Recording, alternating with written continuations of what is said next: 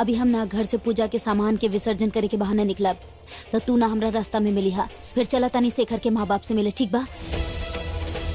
ये रागनी शेखर के पीछे हाथ धो के काहे पड़ल बिया? आखिर एकर शेखर से का दुश्मनी बा? अनुराग बाबू के साइड पे काम करे खातिर वो लोग मना कैले बाड़े। अब आपके यकीन हो गए मिस्टर जी कि एकरा में हमार या हमार फैमिली के कोनो भूमिका नहीं के? ना का भूमिका नहीं के। हमके पूरा यकीन बा कि तहरे कोनो दुश्मन होई जो हमके तोहार पति होके के सजा देत बा। का वीडियोग्राफी के लिए बड़ा जगन भाई मजा आ गया जगन भाई। बस एक कागजात पर हमरा के ए परिवार के 4 सदस्य के दस्तखत चाहिए, ओकरा बाद हम याचिका कोर्ट में दाखिल कर दे। अरे वकील साहब, वो का बा कि आप एक केस के हाँ कर दिले ना, हमार आधा जीत तो ओही में हो गई हा। ये लोग कवन केस की बात करत हई?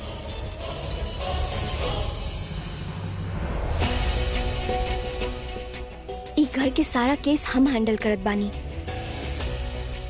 तो आप लोग कवन केस की बात करत हई?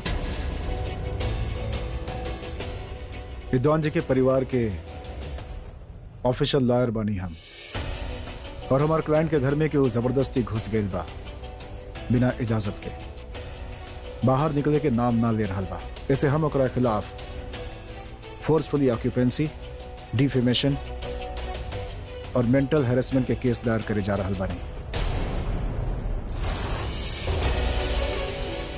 सासू माँ तो बाप के बेटी के खिलाफ खड़ा कर देली।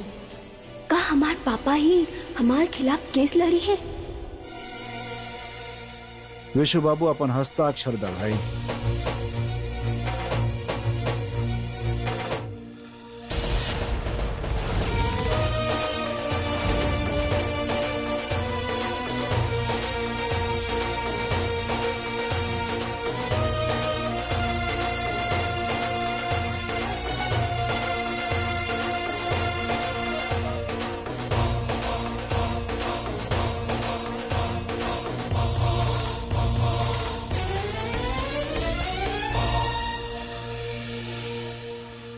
बहुरानी तू भी दस्तखत कर दा। हाँ,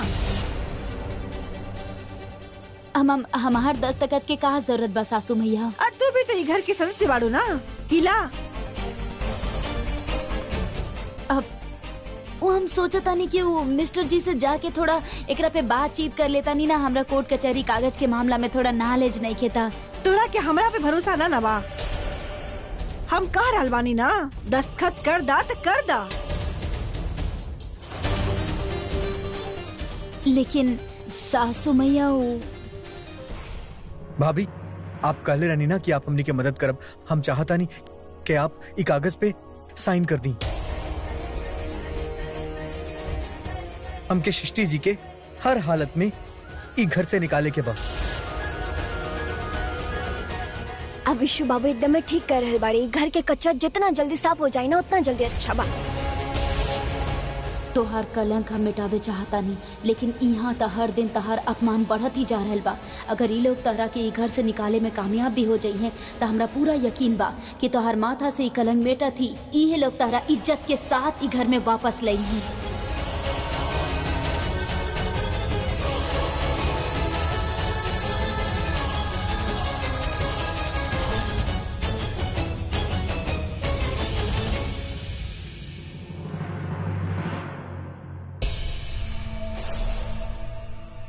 हम सारा पेपर्स कल ही कोर्ट में सबमिट कर दे और कोशिश करब कि आप लोगन के जल्द से जल्द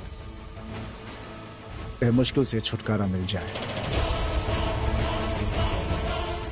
वकील बाबू, फिर भी समय कितना लग जाए? कोर्ट कचहरी के मामला बा, लेकिन हम अपना तरफ से कोनो कसर ना छोड़ब। पूरा कोशिश करब कि जल्द से जल्द निपट जाए। नमस्कार।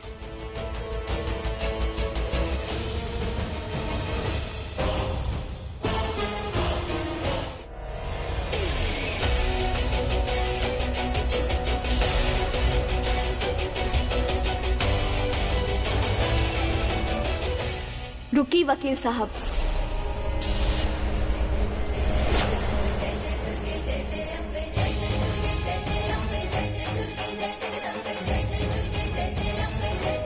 भाई बाप लाजो शर्म घोर के पी गई बाड़ी।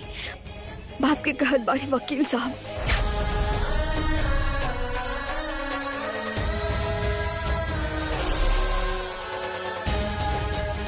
वकील साहब, हम आपके जितना बात सुन ले हई, समझ ले हई, ओकर हिसाब से आप हमार खिलाफ केस करे जात बानी।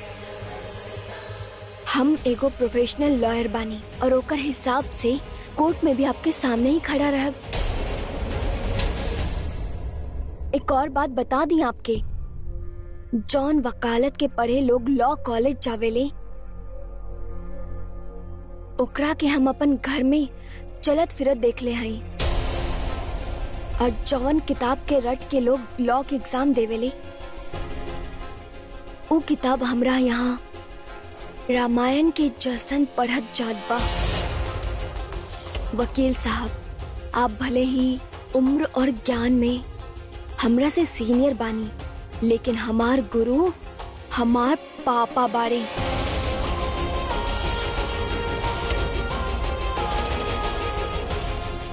जिनकर दिहल ज्ञान के दम पे हम आपके कोर्ट में हरा देब। भले ही हमार पापा हमार तर्पण कर देले होगी, लेकिन उनका देहल सीख अब भी हमार साथ बा, हमार पास बा। ई लड़ाई हार या जीत के ना बा, अब भी लड़ाई हमार पापा के दिखावल राह और दुनिया के दिखावल रास्ता के बीच में बा। और हम वो बेटी हैं जो अपन पापा के खुशी के खातिर अपन सारा ख्वाहिश बर्बाद कर देले हम। और अब तो सवाल हमार पापा के गुरूर के हा, उनका प्राइड के हा, जकरा हम कोनो भी कीमत पे कम ना होके दे। ई आपसे हमार वादा बा।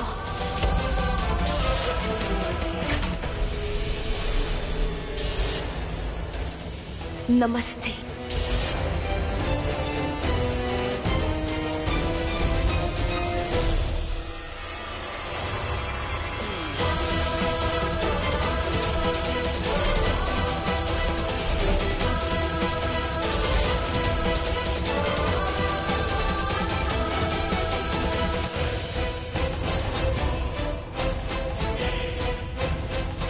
देखली दिलरिया हमार धमाका। एकरा चलते ना बहुत जल्द ही एक कानून वाली ओकर किताब लेके भाग जाई। इस सासू मैया के सच में कोनो दुश्मन के कोनो जरूरत ही नहीं खे, खुद ही अपन दुश्मन बाड़ी। अभी समझावे के प्रेम से भी बाहर हो चुकल बाड़ी।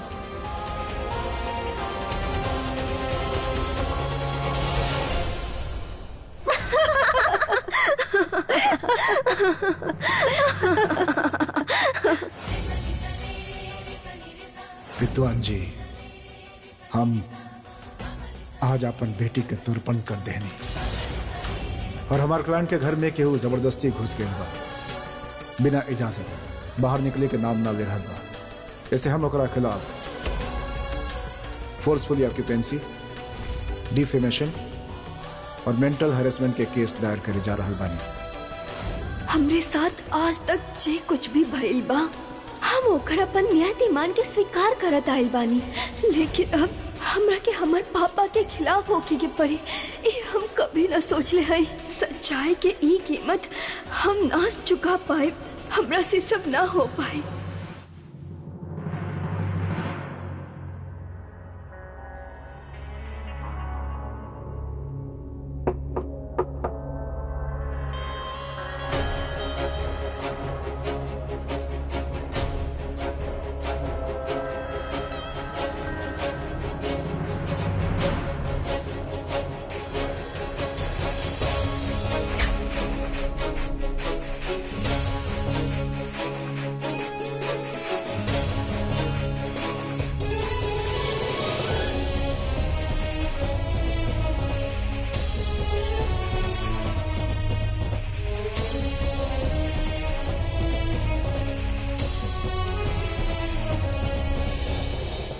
देख, हम जाना तानी कि तू इस समय हमार बारे में का सोच रहल बाड़ू? तोरा लागत होखी कि हम भी तोहर खिलाफ बानी। वैसे तो तू का सोचेलू और का ना सोचेलू ओकरा से हमरा कोनो फर्क ना पड़ेला, लेकिन ई बार के मामला थोड़ा अलग बा। हम तोहार घर से जाए वाला कागज पे न दस्तखत करे ना चाहत रहनी, लेकिन देवर जी और सासू मैया के दबाव में आके हमरा करे के पड़ा। सृष्टि तोहार और हमार बीच में न लाख दुश्मनी सही, लेकिन हमरा विश्वास बा कि तू हमार ई बात पे न भरोसा जरूर करबू।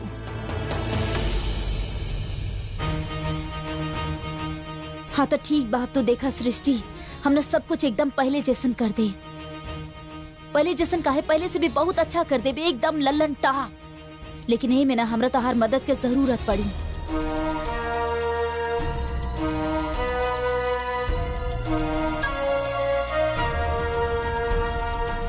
करबू हमार मदद?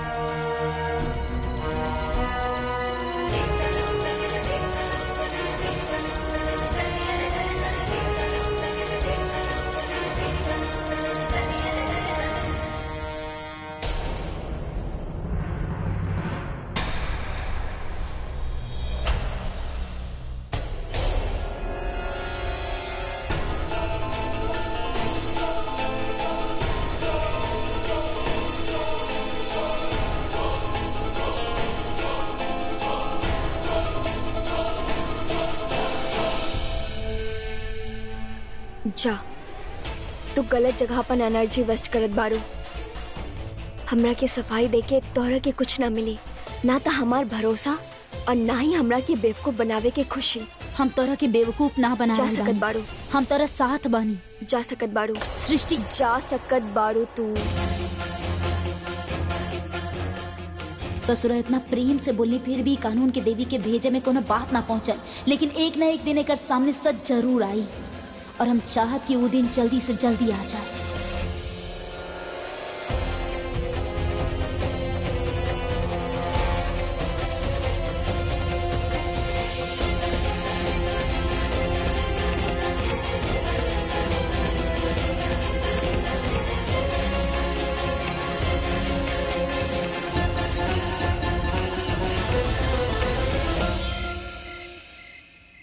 ठीक बस सृष्टि, please take care, huh? And remember one thing, I'm always with you.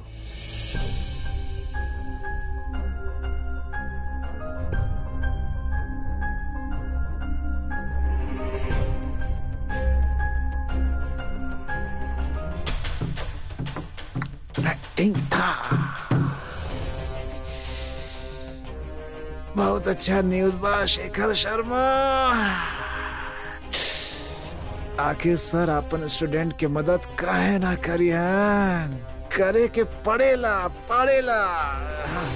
धिनक धिन धा, धिनक धिन।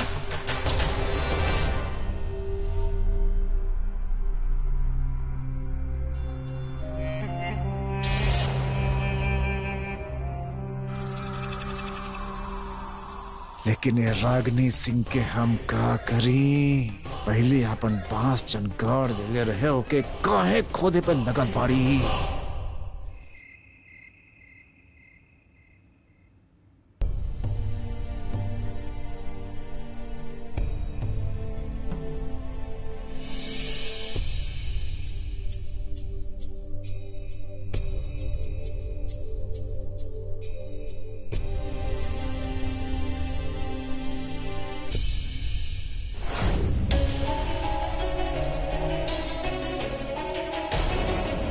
हमरा के सफाई देके तोहरा के कुछ न मिली। रागिनी सिंह कितनो भला सोच लई कानून की देवी के, लेकिन ऊ ना तोहर भला कबो ना सोची। तोहर भला ना तोहर खुद के सोचे के पड़ी। बहुत गुस्सा आवेला ना तारा के। हाँ, गुस्सा में सुतैले रहलू ना मिस्टर जी के यहाँ पर, कितना तकलीफ में सुतत हुई है। हमरा के ना कोनो 200 रुपए निकाले के हो कि मिस्टर जी के खुश करे के खातिर, न तो उड़ा के ले जायू कानून के देवी हमार मिस्टर जी के।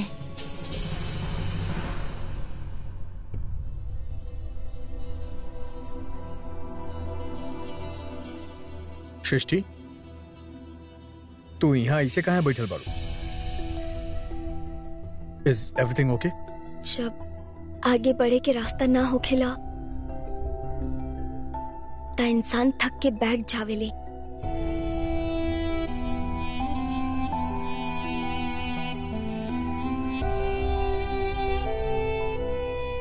थक के बैठल तो फिर भी ठीक बा, लेकिन हार के बैठ, that's not good, right? Anurag ji, आज हमरा के कुछ सवाल के जवाब ना मिलत बा। हमरा के सही गलत के फर्क ही ना समझ में आ रहल बा। काबिल सृष्टि, तो ऐसे काहे कहा था? Tell me what's wrong. Anurag ji,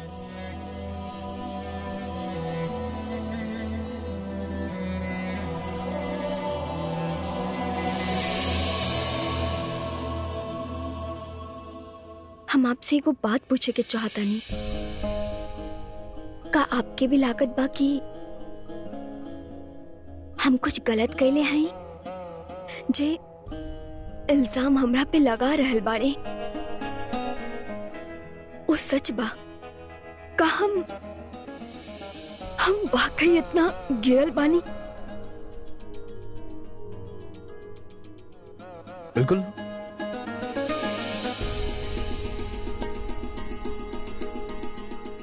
ऐसन बिल्कुल नहीं खे, बल्कि हमके अफसोस बा कि ई घर में कुछ ऐसन लोग बाड़े जिनके वजह से तहरा के अपना बारे में इसे सोचे के पड़ा था। देखा सृष्टि, हम जानता है कि हमने एगो ऐसन जगह पे रहे जहां पे लोग अफवाह के सच्चाई से ज्यादा अहमियत देवे थे।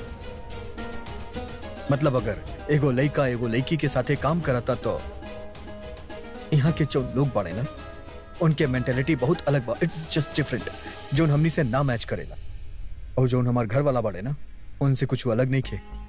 उनके समझावल बहुत बहुत बहुत मुश्किल बा। And I understand that. In fact हम तोहरा से यह कहब सृष्टि कि तहरा जौन सही लागेला तू कर, हम तोहर साथ दे। I am with you.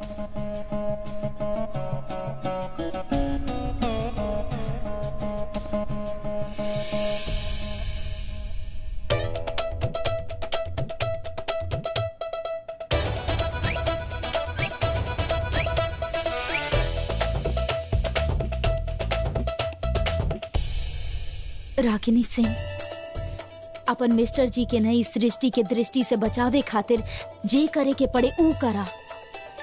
कहे कि का बना उ कानून के देवी अपन पढ़ल लिखल होके के पूरा फायदा उठा रहल बिया। ई पढ़ल लिखल लोगन के ना प्रॉब्लम ये होकेला ससुर दिल के भाषा ही ना समझेले। हम उम्मीद करतानी कि हम जे ये हथकंडा अपने बानी ई मिस्टर जी के अच्छा लागे।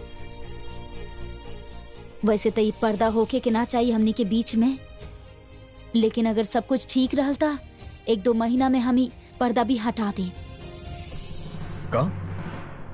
पुरुषोत्तम चाचा वो ऐसा कैसे कर सकेले? हमरा के घर से निकाले खातिर ई पापा के अपन लॉयर बनाइले बारे। हमार पापा हमारे खिलाफ कोर्ट में केस लड़ी। सृष्टि, आई एम रियली सॉरी यार। हमरा घर वालन की वजह से तारा काका फेस करे के पड़त बा। I am really bad. Anurag ji, हमरा के आपके सॉरी के ना आपके सपोर्ट की जरूरत बा। Anything is there, I am there you supporting. बोलो का करे के बा? एक घर के 4 मेंबर्स हमार खिलाफ पिटिशन पे साइन कइले बा। हम उम्मीद करत बानी कि आप हमार कैरेक्टर विटनेस बन के कोर्ट में हमार साथ देही।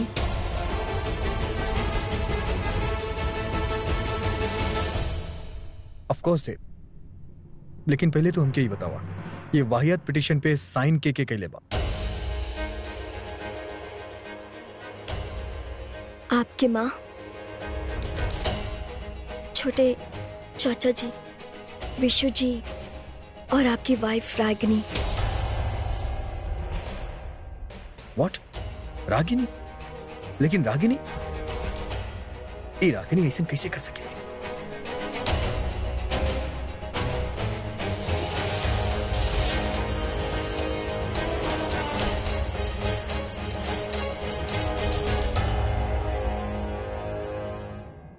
हम कहा था नहीं, तेरा का जरूरत रही सब करे के?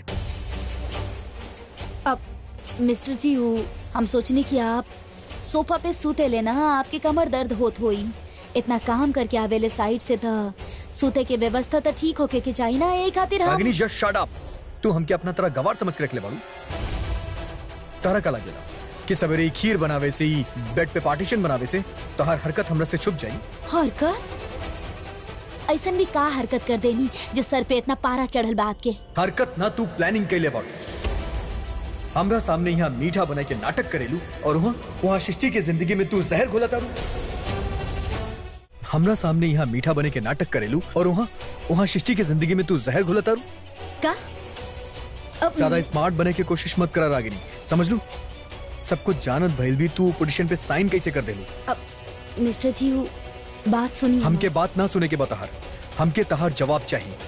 मिस्टर जी हम ही ना करे चाहत रहनी, हमरा करे के पड़ल देवर जी और सासू मैया के दबाव में आके। वाह, बात बात पे बंदूक निकाले वाली रागिनी सिंह दबाव में आ गई। What a joke. तक का करती हम? सासू मैया पे बंदूक तान देती हम, हाँ? या सृष्टि के पापा की उड़ा देती? मिस्टर जी कुछ रिश्ता ऐसन होखेला जहाँ पे दबंग होखल ना काम ना आवेला, दबे के पड़ेला वहाँ पर। तो रिश्ता के बात ना ही कराना तो ठीक हुई।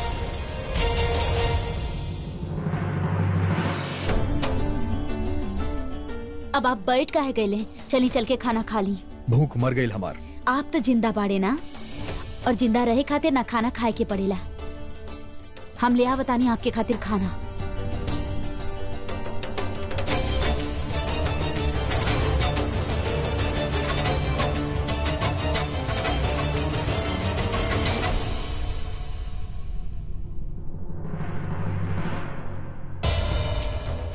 अनुराग जी, हम जानत बानी हमरा साथ जे कुछ भी हो रहल बा ओकरा से आप परेशान बानी, लेकिन आप हमार सपोर्ट सिस्टम बानी। हम कबू ना चाहब कि आप भूखा पेट सोए। ले खाना खा ली।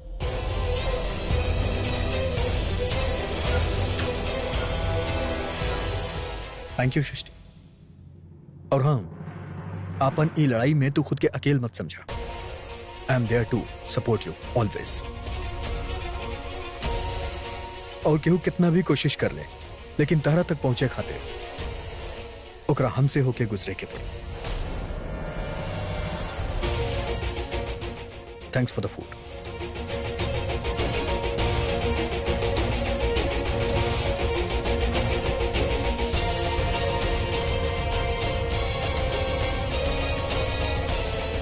क्योंकि तो भूख ना रहे ना।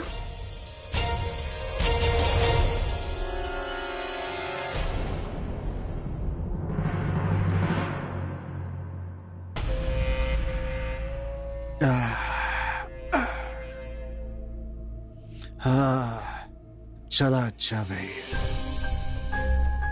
शक के कांटा बड़ा आसानी से अनुराग के कंस्ट्रक्शन के दुश्मनन के ओर मोड़ देने। अब वो वहां पर बिजी हो जाए, सारा दिमाग होकर वहां चल जाए और हम आपन अगला प्लान की ओर बढ़ा। लेकिन अब हमने के अगला चाल का होगी? तोरा के अनुराग के साइट पर जाकर ओकरा साथ काम करे के होखी। लेकिन हम अरे पूरा बात तो सुनल करा, तू लोगन की यह प्रॉब्लम बा।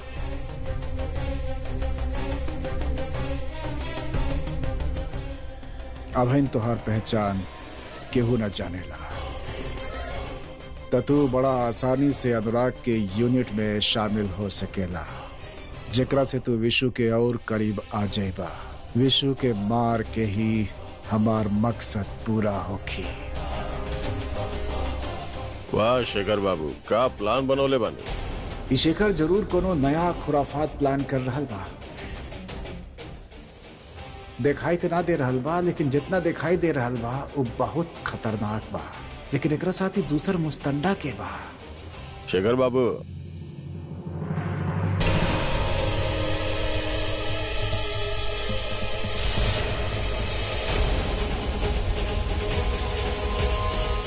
अरे ये तो जगनवा बा, ये शेखर के साथ का कर रहा बा?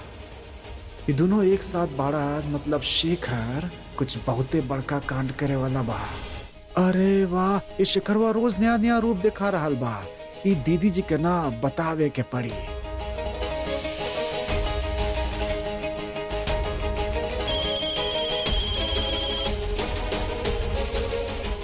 अरे फोन उठाई, लागत बेसी टाइम हो गल बना, सो गल हो खब। भोर में बताए दीदी जी के।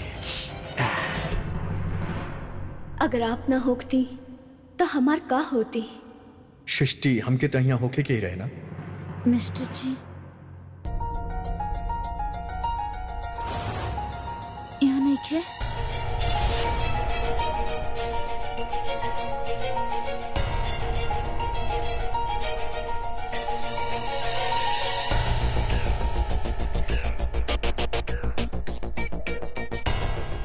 जब तक सबके सामने सच्चाई ना आ जावेला, हम तो हर साथ दे।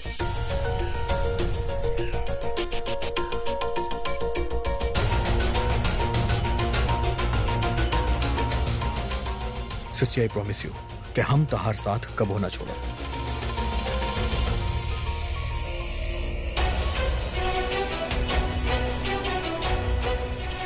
अनुराग जी, हम आपकी दोस्ती के अपन जिंदगी के सबसे कीमती तोहफा समझो। हमारे साथ देवे खातिर बहुत बहुत शुक्रिया। अगर आप ना होती तो हम यहाँ अकेले पड़ जाती।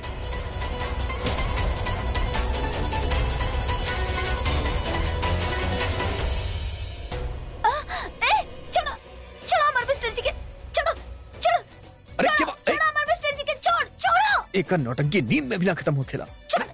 पगला गेल बाड़ू का तू? ए हेलो, का हो गेल बता रखे? हाँ मिस्टर जी, तू का पूरा पगला गेल बाड़ू, दिमाग खराब हो गईला। सोच सोच का हो जाइला, कौन कीड़ा काटेला तारा के? हम साफ कर देता नहीं मिस्टर जी, साफ कर देता। छोड़ो हमरा के, छोड़ो।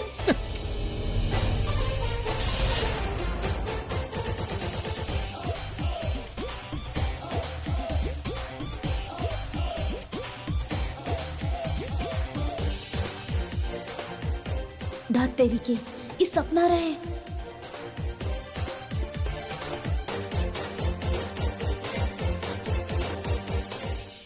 हम साफ कर देता नहीं। छुइया मत हमरा के। यही खातिर तू चाहत रहलू ना कि हम ऊपर सोई, काहे कि चैन से सुतल देख तो हमके देख ना सकेलू। हाँ, हमार सोच सोच कमर तोड़ देलू तू। ना मिस्टर जी, वो कहा बाना कि हम सपना में देखने की आपके ना कोनो चुड़ैल पकड़ ले बाड़ी। तोहरा से बड़ चुड़ैल ना हमके कबो जिंदगी में ना पकड़ सकेली। तहारी जोन बेड बना, ई तोहरा ही मुबारक होके। हमके ना चाहिए तोहारी बेड। सॉरी मिस्टर जी, ससुराई घटिया सपना देख लेनी और हम सुन ले बानी कि सवेरे के सपना सच हो खेला। अब हमरा इस सच के भी झूठ बनावे के हुई।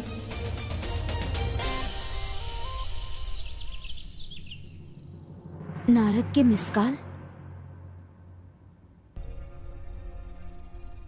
नारद, कोनो खबर मिलल का? दीदी जी, कल शेखर के साथ ना हम जगनवा के दिखले रहनी है। और जगनवा याद बना आपके? जगन? अरे जकरा का आप एगो थप्पड़ जड़ देले रहनी। लेकिन वो शेखर के साथ का करता? अब दीदी जी का करता तो पता ना चल पाइल। का बाकी उनकर का प्लानिंग बा हम सुन ना पौनी। लेकिन एक बात ते हम कंफर्म कहता नहीं कि वो छोटा गगनवा ना अब वो टुच्चा उच्चा गुंडा ना रह गइल बा, बहुत बड़का शार्प शूटर हो गइल बा। हमके का लगाता है कि ये लोग ना बहुते कोनो खतरनाक प्लानिंग कर रहल बाड़न। अच्छा नारद, तू आज तो हमरा से मिला, पहले हमने उस शेखर के घर चल जा और ओकर बाद ना ई जगन के मैटर भी सुलटा बतानी, ठीक बा? जी जी जी ठीक बा दीदी जी।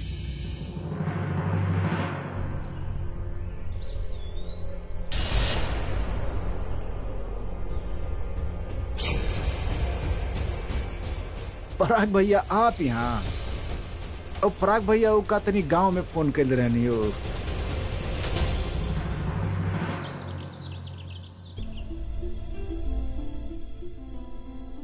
अरे अनुराग बब्बा, नाश्ता कर ला, नाश्ता लगा देता नहीं। ना दुलारी दीदी, हमके भूख नहीं के। अरे अनुराग बेटा, थोड़ा तो खा के जा। हाँ, अब देखा तू खा के जेबा ना, हमने सबके अच्छा लागी। हाँ माँ, हम कहनी ना हमके भूख नहीं के। मतलब अभी तक इनकर मुंह फुलल बा। मिस्टर जी, वो खाली पेट काम पे ना जाले ना, थोड़ा खा लिया ही। ना, हम कल रात से खाती तो बनी, पेट भरल बा। Thank you so much. Vishu जल्दी करो, देर होत बा। अरे अनुराग बेटा, ए विशु के कहाँ लेके जा रहल बड़ा? हाँ तू जाने लाना बाहर कितना खतरा बा। तमा यहाँ घर पे ही कौन कम खतरा बा।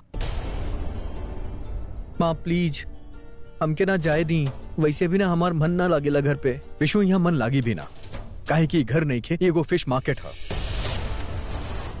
चलो काम पे चलल जाए। अरे के समझा एकरा के? इनकर तो मुंह फूलल ही रहेला। चला हमरा तो नारद के पास जाए के आइडिया आ गई। दुलारी दीदी हमरा के ना हमरा पैक करके दे दी ना नाश्ता, हम साइड पे जाके खिला दे बिनके। हाँ करत बानी। ई तो एकदम में तू सही कर रहल बाड़ू बहुरानी। तनी समझावा अपन पति के। जब देखा ना भिन्नाइल रहेला है, हमके तो समझ में ना आ रहल बा कि ई लड़का के कैसे समझाई। अब बड़की भाऊजी, हमके तो लागत रहे अनुराग बब्बा के मना ले ले होकी रात में। बाकी देख रहल बानी कि उनकर खीस अभी ले शांत ना भइल बा। दुलारी दीदी आपके अनुराग बबुआ के मनावल ना छलनी में पानी भरे के बराबर बा। जितना प्रेम से बात करे उतना भड़क चाले।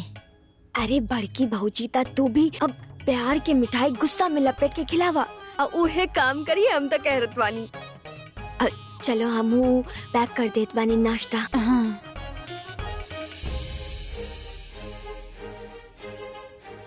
इन मिस्टर जी के दाम मनावत रहा।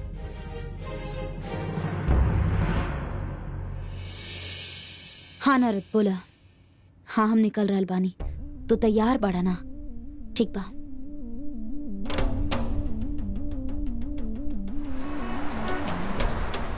भैया वो अपन जो ठेकेदार बा ना, वो भाग गेल बा। ओकरा बिना ना बहुते दिक्कत होत बा साइड पे, और कुछ मजदूर तक काम पे आयल ही छोड़ देले। अपन बना बहुत नुकसान होत बा भैया। आई नो मजदूर डर से आवत ही नहीं खे, लेकिन डोंट वरी, हमार कुछ नया ठेकेदार से बात भेल बा। वो लोग जल्दी अपन मजदूर लेके आ जाइए, सो टेंशन की बात नहीं है।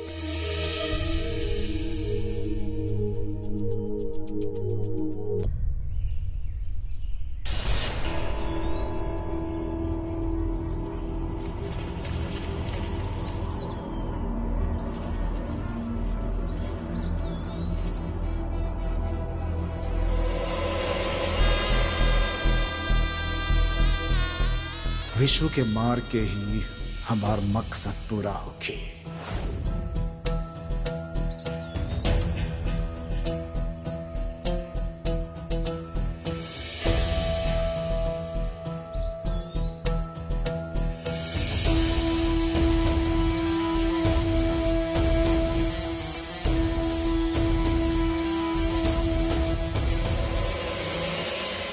का बात कर रहल बड़ू तू? उस साला शेखर जी के कॉन्ट्रैक्टर के भी ठोकले बा। अरे कॉन्ट्रैक्टर के ठोकवैले ही ना बा, एक दो ठोक कांड भी के चुकल बा भैया। अबे तो कांड कर दिला तो तू का करत रहला? हाथ पे हाथ धर के बैठल रहला। हाथ पर हाथ धर के ना बैठल रहनी है। अब वो दीदी जी बोलले रहनी तो हम का का करें? गुड्डी का बोल रहल भाई? अरे पराग भैया, हमारे फैमिली में ना बहुत ड्रामा चल रहा बा, हम वही में बिजी रहनी। एही खातिर हम नारद के उस शेखर के पीछे लगेले रहनी, ताकि ओकर अगला चाल के पता कर सकी। अरे तो अगला चाल के कहा कर पता करके भाई, वही वक्त ओकरा के उठवा लेती, ठोक देवे की चादरे साला। और अभी कौन सा लेट हो गया भाई? अरे उठाओ साला के, उठा के लाओ साला यहाँ पे, ये पता कर ले कि कहाँ पे बा, का करे के बा ओकर। हम अभी ये फोन करता नहीं, अभी ये उठाओ तनी ससुरा हमरा के। के द फोन लगाता नहीं हम। यही खातिर ना हम तरह के कुछ ना बतावेली। अरे तरह के का लागेला कि हम ना कर सके नी काम? चुटकी बजा के कर सके नी, बहुत अच्छा से जाने नी तू, लेकिन ना कहनी कुछ वजह हो कि यही खातिर ना कहनी। अभी ना बात एगो लड़की के इज्जत के बा, और हमरा के ओकरा बेगुनाह साबित करे के बा। समझ रहल बड़ा बात के? और ना समझ रहल बड़ा तो उठवावा, फिर बाबूजी के पता चल जाई, और फिर जो झोट से झटका बना वो हमरा खातिर भूकंप बन जाई। का करके आल रहला पिछला बार मिस्टर जी के इन्वेस्टर के धमका के आल रहला ना? हाँ, फिर हमरा के झेले के पड़ल रहे पूरा मैटर के आगे। बात कर रहल बड़ा। माफी मांगता नहीं हम, ठीक बा? तू ही बतावा का करे के बा, वैसे हम कर बस। हाँ तो फिलहाल ना तू जिस शेखर बाना ओकरा पे नजर रखा, हम साइट विजिट करके आवता नहीं। उनारा दू जगन के फोटो भेजा हमरा के, उस ससुरा के शकल भूल गइल बानी हम। हाँ अभी दीदी जी तनी फोन दे देती तो हम व्हाट्सएप कर देती आपके। अनुराग बाबू, आप ये समझ ली कि हमरा पास कुछ 200 मजदूर बाड़े, तो हम आपके साइड के सारा काम संभाल ले।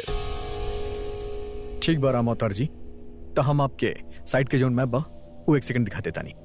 ये देखिए, ये प्लान और जोन पहला सर्कल बना, उसमें कुछ 200 गवर्नमेंट क्वार्टर्स बनी, और यहाँ से ही शुरू हुई, यहाँ से लेके पूरा यहाँ तक।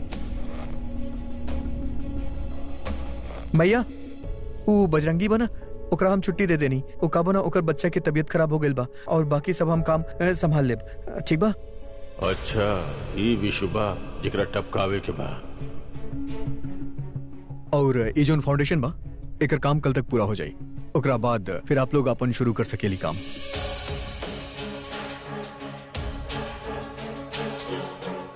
अब तो उल्टा गिनती गिनल शुरू कर दा, बहुत कम वक्त बाकी बा।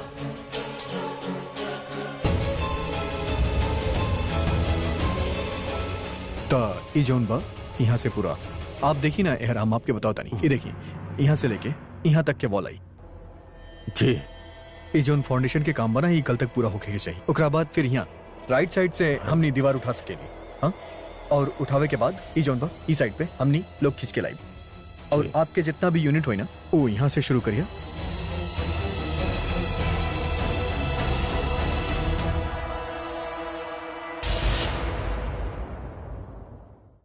अब तो उल्टा गिनती गिनल शुरू कर दा, बहुत कम वक्त बाकी बा।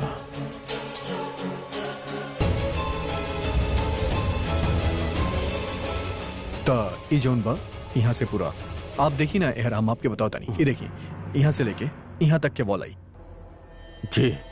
ये जोन फाउंडेशन के काम बना ही कल तक पूरा होके चाहिए, ओकरा बाद फिर यहाँ राइट साइड से हमनी दीवार उठा सकेली, हाँ? और उठावे के बाद ई जोन बा ई साइड पे हमनी लोग खींच के लाई, और आपके जितना भी यूनिट होई ना वो यहाँ से शुरू करिए।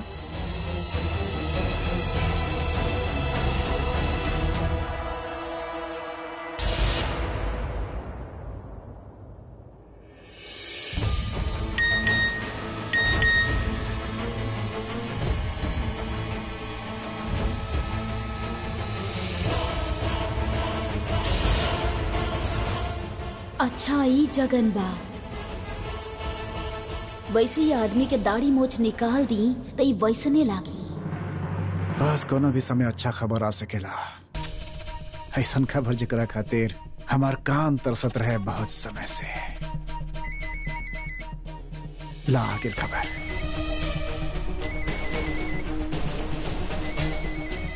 लगातार हमार जान अपन पति के जान से जाए के खबर खुद सुनाइल चाहतड़ी।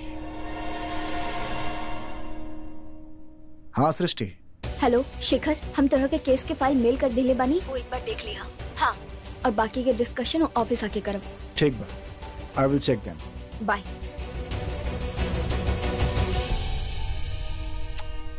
कमाल बा, यहाँ में के एक बनाए खातिर जमीन आसमान एक कर रहल बानी, और ये अपन शादी बचाए खातिर परेशान बाड़ी। खैर कोनो बात नहीं, आज खबर के बाद कोनो केस के कोनो जरूरत ना पड़ी। अब सृष्टि तोरा के हमसे केहू जुदा ना कर सकेला, तू सिर्फ हमार बाड़ू, सिर्फ हमार। भाभी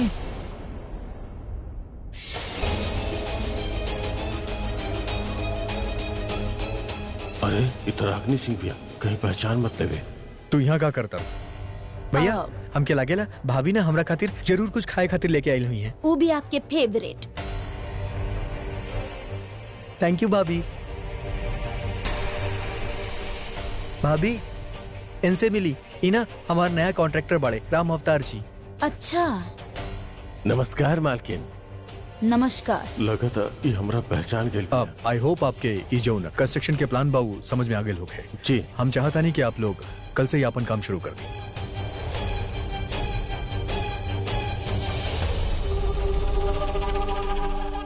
आपके काम के तो पता ना, पर आपके नाम हमरा बहुत अच्छा लागल, राम अवतार।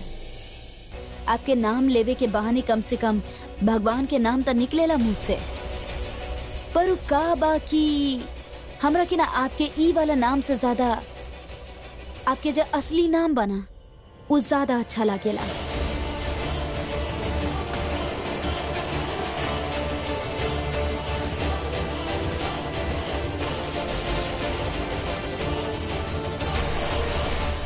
भागत कहाँ बड़े रे? हाँ चोटा भूल गए का? रागिनी सिंह नाम बा हमार, भूल गए तू? रागिनी, इका होत बा यहाँ पे? हमार कॉन्ट्रैक्ट के भगा देलू तू? अरे भगेली ना बानी, हमरा देख के भागेल बाऊ।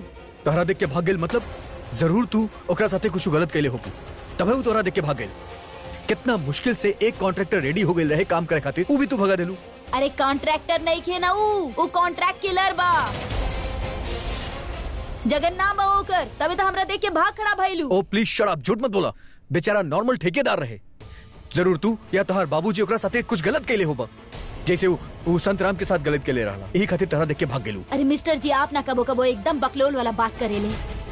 उस शेखर के काला पर यहाँ आयल रहे। ओ कम ऑन, फिर से शेखर? अरे हम सच कर रहल बानी, ओकरा की यहाँ ना उस शेखर भेजले रहल। तोहरा कैसे पता कि शेखर कैले होके? मतलब तहार आदमी लोग अभी भी शेखर के फॉलो करता रहे? हम तोहरा मना करी ना ये सब करे खातिर, कैले रहनी की ना? इनका कहाँ से सबूत दिखाई? हम ना अभी आपसे कुछ बहस ना करे चाहे नहीं। आप बस इतना समझ ली कि कॉन्ट्रैक्टर ना रहे, वो कॉन्ट्रैक्ट किलर रहे, समझ ली? भैया भाभी, अरे केहू तीसर के पीछे आप दोनों कहे झगड़ा करत आनी? अगर वो राम अवतार ना रहे तो वो यहाँ करे का रहले? हमनी के ही सोचे की चाहत रहे।